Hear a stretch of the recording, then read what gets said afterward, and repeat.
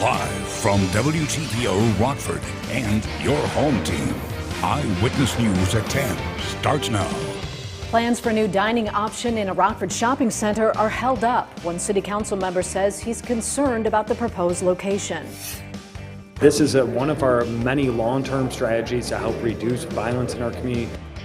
Rockford leaders invest more resources to help area children. A new program is designed to end the cycle of violence in the home. And students could walk the halls of a Mount Morris school for the final time this year. A group of citizens explain why they're rallying to save DLR Middle School. Good evening, I'm Mimi Murphy. And I'm Eric Wilson. Location's normally an important selling point in the world of real estate. It's also a sticking point for a Rockford alderman when it comes to a proposed new restaurant. Alexis Carpello learned a little bit more about the future of a beefaroo at the Highcrest Shopping Center. Alexis? Well, Eric and Mimi, the potential beefaroo location gets laid over another time at City Council. This time, a Forest City alderman cites residents' concerns. 18, there's a motion to lay over. Is there a second? Second. We have a motion, we have a second, so that automatically lays over. Rockford City Council decides to pause and push its decision on opening another beefaroo until the next meeting.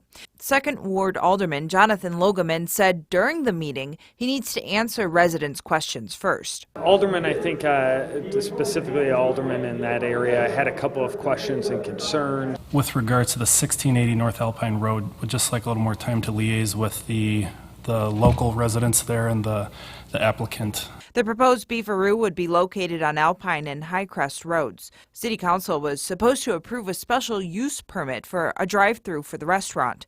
Alderman Logaman says residents have some worries. And I've had a few constituents just reach out to me as far just citing some traffic concerns. Despite the pushback, Rockford Mayor Tom McNamara says after small businesses and the restaurant industry were hit hard during the pandemic, beefaroo wanting to expand is welcoming news for the Forest City. I think we've had a host of businesses expand this year, which is always good news, but we want to make sure that those questions regarding this expansion get answered. We'll keep you updated on Rockford City Council's decision next time this location is on the agenda. Eric? Thanks, Alexis. Rockford makes another investment in our children. City Council approved plans to bring Camp Hope to the Forest City. According to the U.S. Department of Justice, children exposed to violence are at a higher risk of engaging in criminal behavior later in life. We told you a little more than a week ago, Camp Hope is meant to break that cycle. It bills itself as the first evidence-based camping and mentoring program in the country to focus on kids exposed to domestic violence. This is going to be a huge impact, not only on those individual youngsters that will have the opportunity, not only on their families, but on these young people's education. As they move forward, they'll have higher educational attainment levels. City leaders say 25 kids will take part in Camp Hope's first year. Two early Sunday morning shootings in the Forest City leave a man dead and two other people hurt. The first took place around 2:30 in downtown Rockford on West State near North Church Street. When officers arrived, they found a 23-year-old man and a 25-year-old woman. Both had been shot multiple times. The man died at the scene. The female victim was taken to a local hospital with life-threatening injuries. We're told she is in critical condition. A 26-year-old man's recovering in Rockford after being shot on Henrietta Avenue near West Jefferson Street. This happened around 3:15 Sunday morning. Police tell us the victim had been shot multiple times. He was taken to a local hospital and is expected to be okay. If you have information about either shooting, call Rockford Police or Crime Stoppers. A teenager faces charges after he's accused of robbing two Freeport businesses with a gun. Joseph Williams Jr. is charged with aggravated robbery. The 19-year-old is from Biloxi, Mississippi. According to Freeport police, Williams stole cash from a Shell Express gas station and a Super 8 motel. Investigators say both crimes happened last month. He was already in custody on unrelated charges. Williams is being held on a $150,000 bond. Illinois Governor J.B. Pritzker signs a law aimed at addressing gun violence. It expands background checks on all gun sales in the state. That includes private sellers. The FOID modernization bill also provides mental health funding for communities most impacted by gun violence. It requires state police to remove guns from people with revoked FOID cards and create a stolen gun database. The law goes into effect January 1st. However, expanded background checks won't begin until January 1st, 2024. Cleanup is still ongoing for some Rockton residents after the Chemtool fire. Homeowners we spoke to say their insurance companies are handling the disaster in very different ways. Anthony Shedeni claims his insurance company, Country Financial, won't help. Shedeni says the company's policy calls the Chemtool fire pollution since the fire was not on his property. But Jacqueline Stark says her insurance company, Hippo, is covering all damages. They contacted me to make sure that my family was safe from the fire. They heard about the fire and they wanted to make sure that we were safe. We have a pollution exclusion in our policy. Most other companies have the same policy exclusion. They're finding ways to cover it. Ours is flat out denying it. Shedeni says his home has between $80,000 and $100,000 in damage. And Ogle County schools on the chopping block. District administrators say David L. Ron Middle School in Mount Morris is no longer financially viable. Those hoping to save the school tell Dylan Siraki renovating the decades-old building can be done on a budget while allowing students to continue their studies at the same place. Dylan? Eric and Mimi, I talked to Mount Morris residents who've been trying to find a solution that works for everyone. They believe shutting down the middle school would be a big mistake. I think the school board wants to do what's right for the students, and they certainly want to do what's right financially for the district. I think up until now, they've really felt torn between those two. For the past 60 days, members of a citizens advisory committee have been working on a proposal that would see DLR Middle School in Mount Morris stay open. They made their case to the Oregon School Board during a public hearing Monday evening. I think moving forward, we can show them a way where our students can stay in a facility that is there specifically for them during some of their most critical years, 7th and 8th grade, and they can do it at no financial detriment to the district. Superintendent Dr. Tom Mahoney first recommended the closure back in May. At the time, he said the district has been operating at a budget deficit for the past 4 years and suggested middle school students moving into the high school could help combat the financial woes. But Rob Urish with the advisory committee says increasing property values in the area should lead to more revenue for the district. It looks very promising that in the next 2 or 3 years, the tax base for the consolidated school district is going to increase rather substantially. Another concern is potential costly repairs to DLR. Mahoney believes it would cost about $6 million to bring the building up to modern safety standards. Urish says, based on his research, the renovations could be done for less. It's a solid building. It's not a building that's about to implode.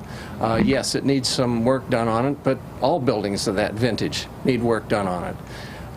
We just don't see that closing it down is nothing more than losing a $20 million asset. The school board is expected to make a final determination on whether the middle school will close at the next board meeting. That's scheduled for August 16th. Eric? Thanks, Dylan. Our area of Illinois, Region 1, sees its COVID test positivity rate triple in the last month. The stat is 4.5%. That's according to the Illinois Department of Public Health. Boone County has the highest percentage of screenings coming back positive, about 10. In Winnebago County, it's 6.5. Roughly 16% of ICU beds are available in Region 1. IDPH would like that number to be above 20.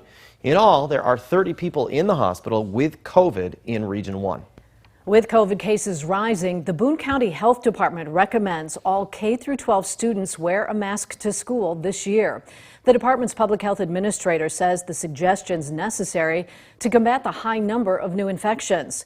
Kelly Sapola is a mother of 2. Her son will be in 7th grade at North Boone Middle School. She tells us she's worried kids will be bullied based on their vaccination status. But Sapola adds she supports whatever measure the school district says is safe for her son. I just hope that a lot of parents teach their kids. It doesn't matter if kids are in mask or not in mask. Let's just come together as a community and let's be with our friends.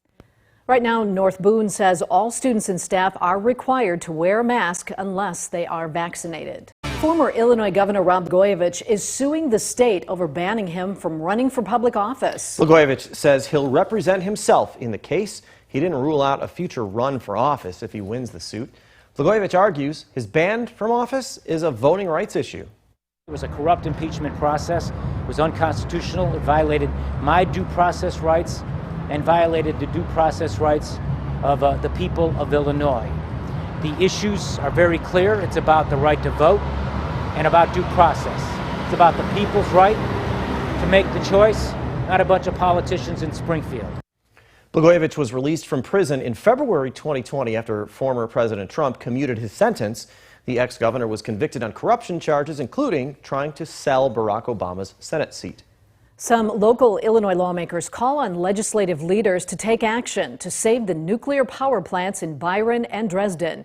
Those elected officials include Senators Brian Stewart of Freeport, Tom Demmer of Dixon, and Dave Severson of Cherry Valley. Last Wednesday, Exelon filed paperwork to close the facilities.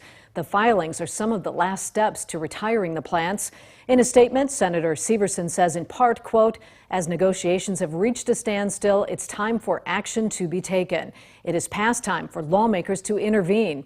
I urge our legislative leaders to bring lawmakers back to Springfield to help preserve our nuclear fleet." Now, your first warned weather forecast with Chief Meteorologist Candace King. Temperatures were a little on the cooler side this morning as some of us dropped into the 40s from Freeport to Rochelle. We were down to 51 here in Rockford, 54 in Janesville, and 52 to kick off your morning in Sterling. Those numbers now dropping into the low 60s, 61 in the Pretzel City, 64 from Rockford down to Rochelle, and 60 degrees our current temperature in Sterling. Our winds, they have been light for much of this evening, and that wind expected to remain light here for the night tonight. Temperatures back into the low to mid 50s to start off our Tuesday. Tomorrow going to be more of the same and very similar to today. Temperatures will make it back into the upper 70s and low 80s. But let's talk about these cooler nights. This is happening through a process known as radiational cooling. So as we go throughout the day, the sunshine, it heats the surrounding air and it also heats the ground. Well, at night, that heat that was absorbed from the sun during the day is then released back into space. What's happening when we have cloud cover overhead, you've heard us talk about this many, many times, and really you feel the effect more of that during the winter months. That cloud cover acts as a blanket. So the heat that is released from the surface gets trapped down close to the surface. And even some of those clouds actually emit their own heat. So you get that radiating back down towards the surface. So it helps to keep those temperatures warm. Well, when we don't have any cloud cover overhead, that blanket, it's gone. So that heat is allowed to be released back into space, back into the atmosphere, and that's where we see those temperatures cool. So that's kind of what's going on here these next couple of nights. Last night, even over the weekend, tonight, and tomorrow night. As we get later into the week, we won't necessarily see the cloud cover, but we get a little bit more of a breeze kicking up from the south, and that'll keep that temperature up. And eventually we will see some clouds, which will lead to some rainfall here later in the week. We're 82 for the high temperature tomorrow after kind of a crisp start tomorrow. We'll warm quickly for the afternoon. Winds will be fairly light and variable as high pressure continues to build in. That high pressure system blocking a lot of that moisture from making it close to the region. You see the showers, thunderstorms to the south, and then the showers and thunderstorms back out to the west. So with that high in place, it keeps us pretty much high and dry here these next several days. A live look with the Mercedale Skytrack camera up in Beloit, Wisconsin. Fairly quiet for us. We've got the clear sky. We start off with sunshine for our Tuesday morning, and just like today, we get the heating of the day. Late morning, you start to see those cumulus clouds, little puffy clouds begin to pop up, and you see a little bit more of that for tomorrow afternoon. Now, there's just a little bit of moisture in the atmosphere, so that's what's leading to the cloud cover. Maybe a sprinkle or two, but the forcing for tomorrow is actually less than what it was today, and we didn't get much today or this afternoon, so likely not going to see much for tomorrow afternoon as well. But I will hold on to just that sprinkle chance in some spots. We clear out again tomorrow night, so clearing out those skies. We start off with sunshine on Wednesday. We get a few clouds to pop up for the afternoon. Temperatures, they will stay in the 80s. Humidity, that remains in check here these next couple of days because we have more of that dry air in place. But later this week and more so for the weekend, we begin to tap into a little bit more of that moisture. So you know what that means. That means the humidity is going back up. So these comfortable days, they get less and less here by the end of the week. Still Wednesday, Thursday, not terrible. You might start to notice the humidity go up just a little bit there for Friday. But by the weekend, as our temperatures get back up near 90 degrees, the dew point temperature climbing could make it feel more like the upper 90s and near 100 degrees. Now, as I mentioned, we stay fairly dry this week. Thursday into Friday, we could see some showers. Same thing for Friday afternoon. Just a slight chance late on Saturday with a warm front that comes in, and then with some of the heat and humidity there, guys, Sunday and Monday. A Mars rover is set to begin the next phase of its mission. And a judge denies a convicted man's request for a new trial in the 2018 killing of University of Iowa student Molly Tibbetts. Hannah Zettel has our top stories across the nation.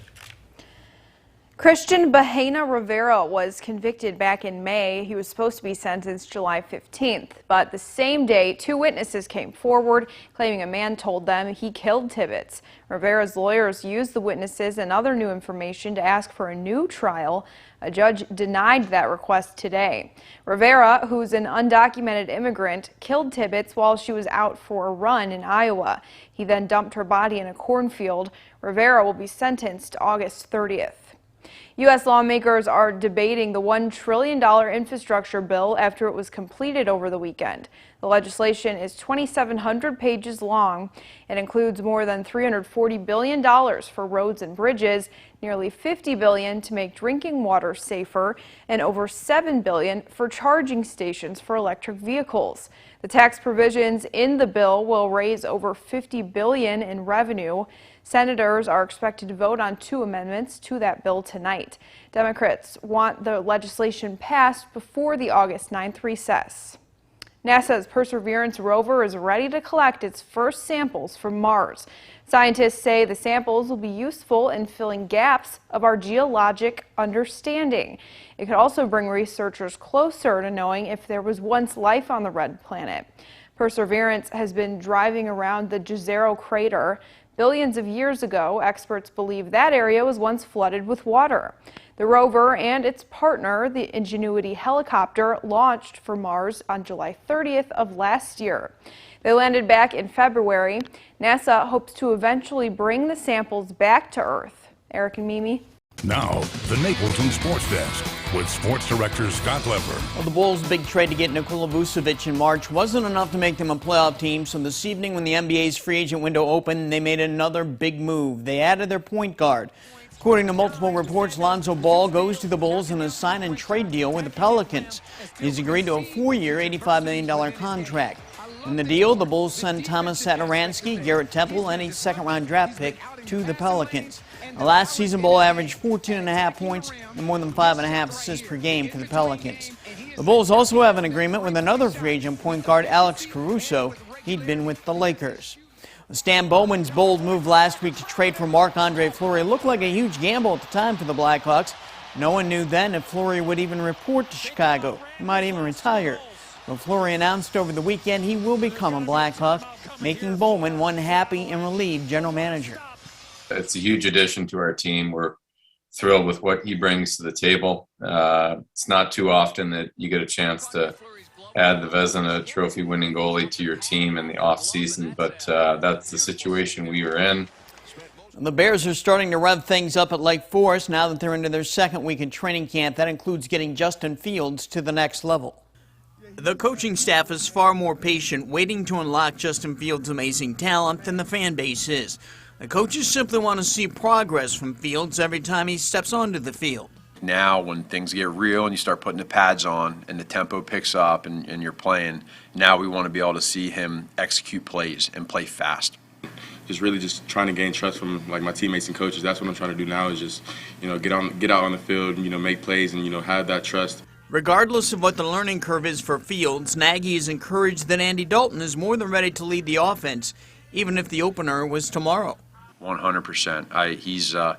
He's got full control of this offense, without a doubt. One player who's caught Nagy's eye in the first few days of camp is new tight end Jesse James. He's a 6'7" target who just might be ready to tap into his potential. You guys have seen him make some nice big catches over the middle, on the sideline. He's got super long arms, and he's got friendly hands.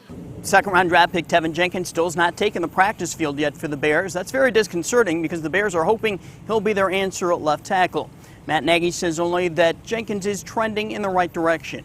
Yeah, it's the same today for practice, but is he getting better or is he going the other way? I would say he's getting better. That's a good thing.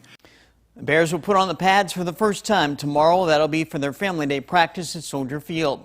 And Rock Valley College's move up to Division II from Division III in sports has been approved by the NJCAA. That clears the way for the transition to take place 1 year from now. In Beloit, the Snappers' shiny new ballpark is ready to go. The first baseball game in ABC Supply Stadium will be played tomorrow evening in front of a sold-out crowd. The players are as excited as the fans are. It's really exciting. So I've played in a lot of minor league parks in my 4 years in professional baseball. And this is second to none. That's sports. We'll be right back. Our first warning interactive radar brought to us by Rockford Auto Glass and More. Skies are clear for us as we go through the night tonight, down to about 55 degrees. Tomorrow we're up to 82 for the afternoon. We start off with plenty of sunshine, a little bit of a cooler start, but we do warm quickly. We get the clouds to build up for the afternoon once again, just a slight chance for a sprinkle or two. 84 Wednesday, Thursday, Friday. Humidity goes back up as we head into the weekend. You'll feel it too as those temperatures climb back up near 90. Kind of slow and steady until we ramp things up on Saturday. Thanks, Candace. And thanks for joining us. Have a good night. Stay safe.